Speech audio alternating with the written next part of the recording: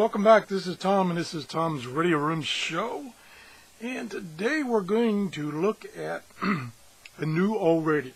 Now, what I mean by that, this is a new radio to me, but it's been out for a while. This is the Tecsun Pl-310ET. Let me zoom in. Okay. Actually, this is the box. And this came out about the middle of 2014. There's lots of reviews of this, and most of them are good. And this is an update version of the PL-310. Now, I never owned the 310, so I can't really speak for that, but I can mention some things that I've read.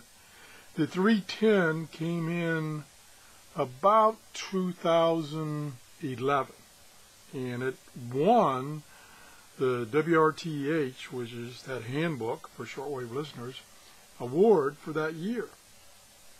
So we're going to talk about the PL-310ET and the 310. We'll talk about that a little bit, comparison, and this guy, which I have done a review on. This is the PL-380, and they are very, very similar, but I'll talk about some of the differences. Okay, so let's move this away. I can put this kind of up there, and then here is my new. It was sent to me for review, PL-310ET. As you can see, the form factors are very, very similar. I don't, of course, own the 310, so I can't show you the 310, which is a predecessor to the ET. Now, some of the things that are different between these three radios, I don't have the third one, is the ET versus the 380. The ET, and you will notice here, this is the headphones jack. There is no antenna connector. The ET, bingo, external antenna for AM and shortwave. That's important. Some people will say, why is that important for a little portable radio like this? Well, the reasons it's important is you will see a huge difference on shortwave using an external antenna versus the built-in telescopic antenna.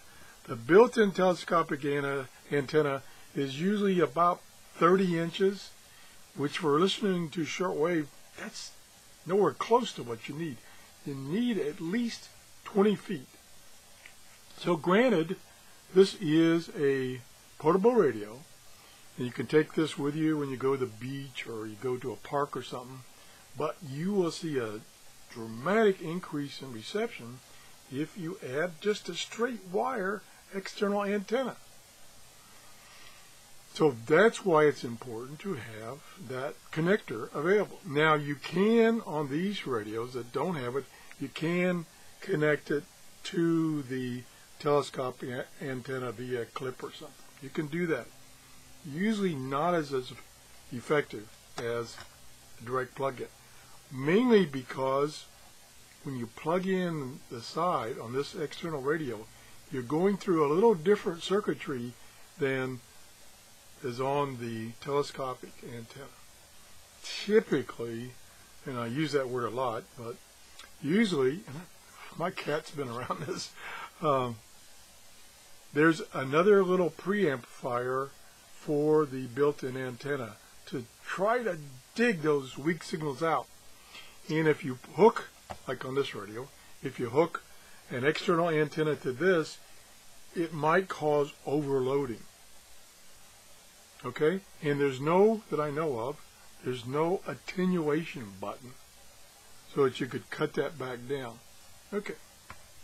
Now let's look at a couple, while we're talking about it, let's kind of look around this one. That's the only thing that's really different. They both can be use rechargeable batteries and be recharged via a USB port.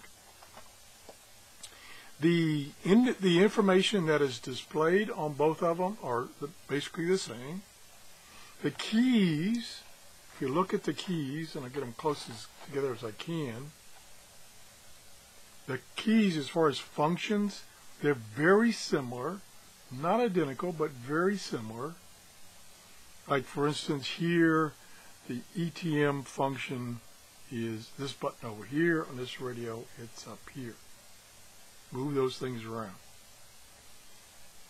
Function-wise, they're very similar. Another difference is what I had noticed, and I'll show it to you in another video, is they both have some form of muting while tuning, sometimes called soft muting. But the ET, the 310 ET, the muting is less pronounced. So it's not as annoying. It's there, but it's not as annoying. So that's one difference.